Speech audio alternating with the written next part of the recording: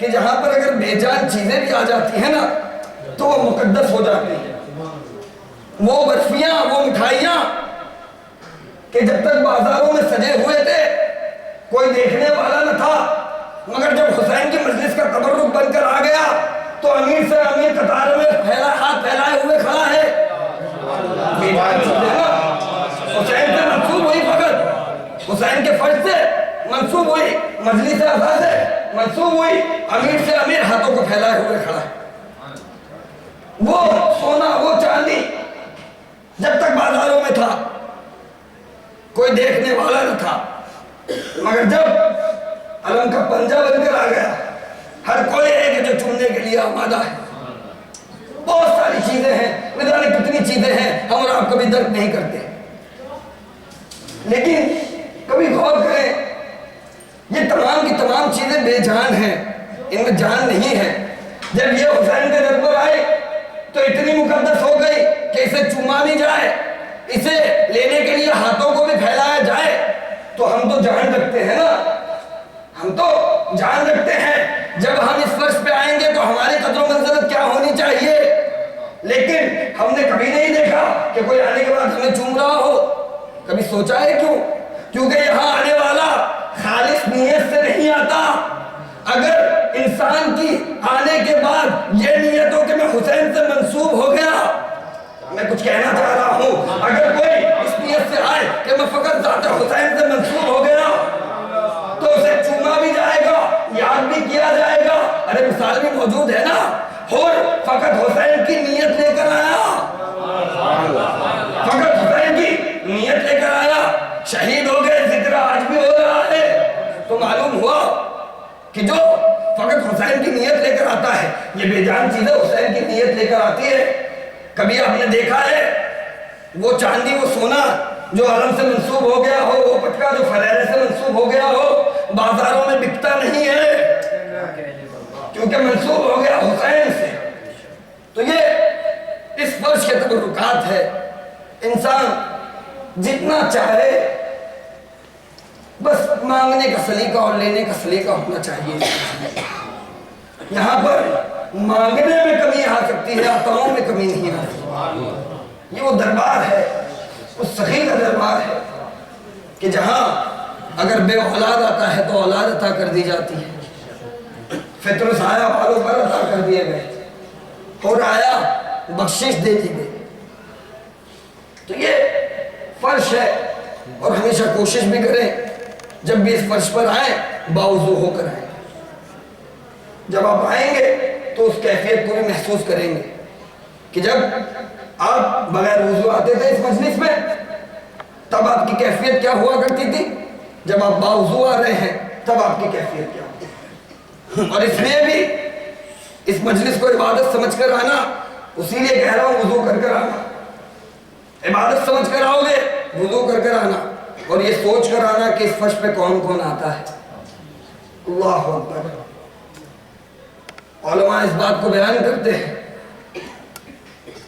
اور حدیث میں ملتا ہے جب یہ فرش اعظم بچھتا ہے نا، اس فرش کے بچھنے سے پہلے ایک دکھیاری ماں اپنی قبر کو چھوڑ کر آ جاتی ہے. ایک دکھیاری ماں اپنی قبر کو چھوڑ کر آ جاتی ہے، اپنی تربت چھوڑ دیتی ہے.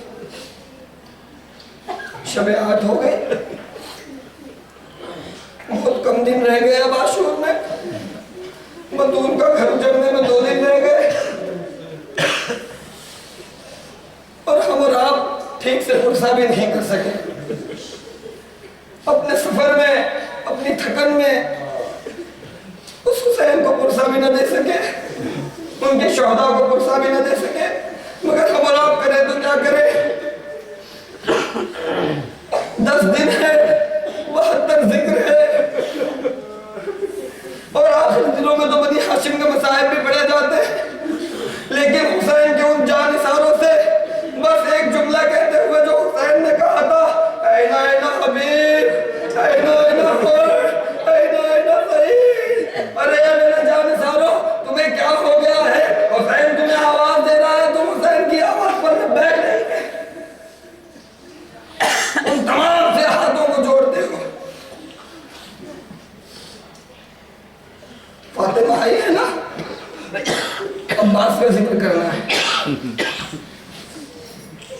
ذاکر نے خواب میں دیکھا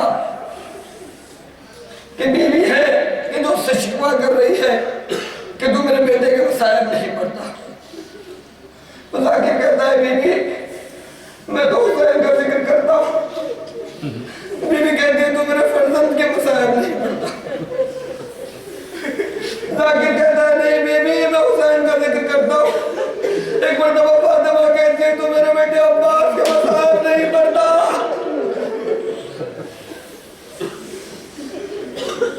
عجیب و غریب کیفیت ہے. عباس کا جانا در عباس کے قریب ہے نا. اسی مولا عباس سے ہاتھوں کو جوڑ کر ایک التماس کرتا ہوں مولا مجھے قوت دینا کہ آپ کے مصائب پڑھ سکوں اور ان کو قوت دینا کہ آپ کے مصائب کو سن سکیں. عباس کا جانا اہل حرم کے لیے. امام نے ارشاد فرمایا عباس تیرے جانے سے یہ مصیبت بھی آ گئی کہ وہ آنکھیں جو چین سے سویا کرتی تھی اب جاگا کرے گی. جب جناب عباس اس نے جہاد کے لیے آئے حسین نے ایک فقرہ کہا کہ میرے بھیا عباس تم تو میرے لشکر کے علمدار ہو تمہیں کیسے جانے کی اجازت دے دو. ایک مرتبہ مولا نے دائیں دیکھا بائیں دیکھا رو کر کہتے ہیں مولا ارے وہ لشکر کا راج اس کا علمبردار تھا.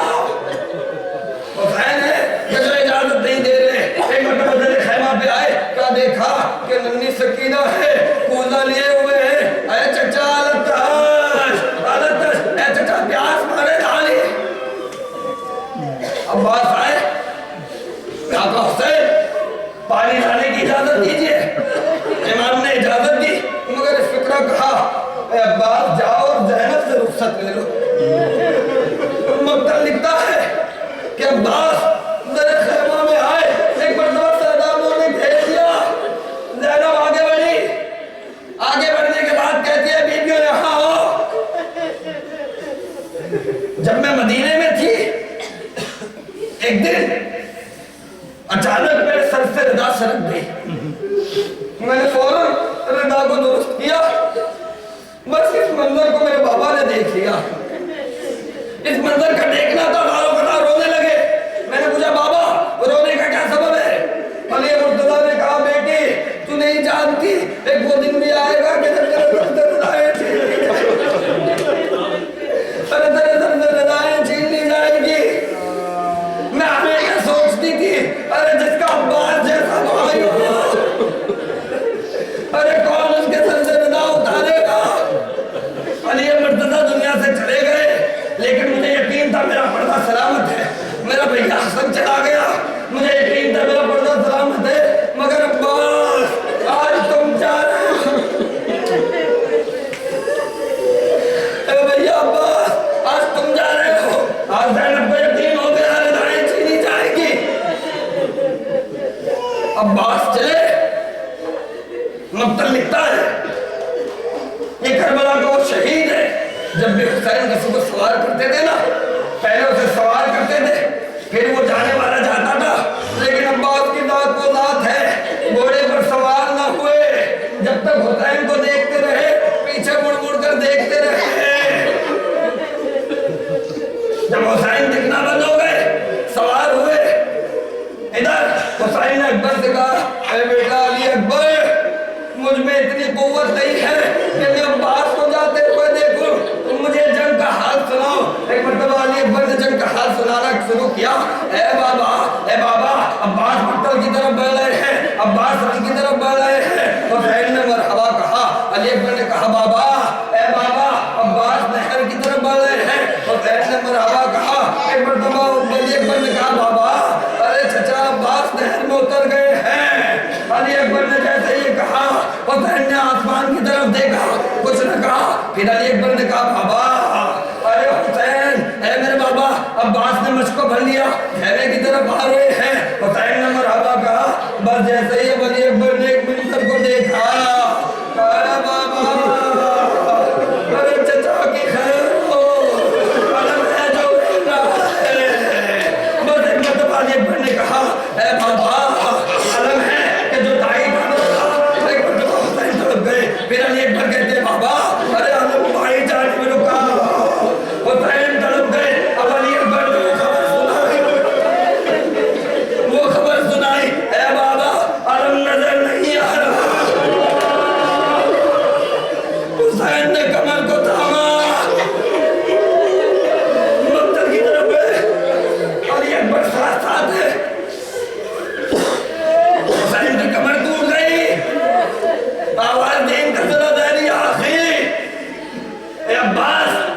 میں جانے سے کمر ٹوٹ گئی۔ علی اکبر اور حسین عباس کے قریب پہنچے، کیا دیکھا؟ آنکھوں میں تیر لگا ہوا ہے۔ حسین نے کہا اے بھیا عباس کوئی وصیت ہو تو کہو۔ عباس کہتے ہیں مولا جب دنیا میں آیا تھا آپ کی زیارت کی تھی، اب جب جا رہا ہوں آپ کی زیارت کرنا چاہتا ہوں، ہو سکے تو اس تیر کو نکال دیں۔ حسین نے تیر کو نکالا۔ عباس نے حسین کے چہرے کی زیارت کی، وصیتیں کر رہے ہیں اے آقا اس میرے جنازے کو خیمے کی طرف نہ لے جانا۔ ارے عباس شرکینہ سے شرمندہ ہے۔ اور اس کے بعد علی اکبر کے کانوں میں کچھ کہا، اے بھیا علی اکبر، بیٹا علی اکبر ذرا نیچے آنا۔ علی اکبر کے کانوں میں کچھ کہا، کیا کہا سن سکیں گے؟ ایک مرتبہ عباس نے کہا اے بیٹا علی اکبر مجھے معلوم ہے کہ جب میرا آقا شہید ہو جائے گا یہ ظالم لاشوں کو پامال کریں گے، ارے ہو سکے تو ظالموں سے کہنا کہ حسین کے لاشیں کو چھوڑ دے، عباس کا لاش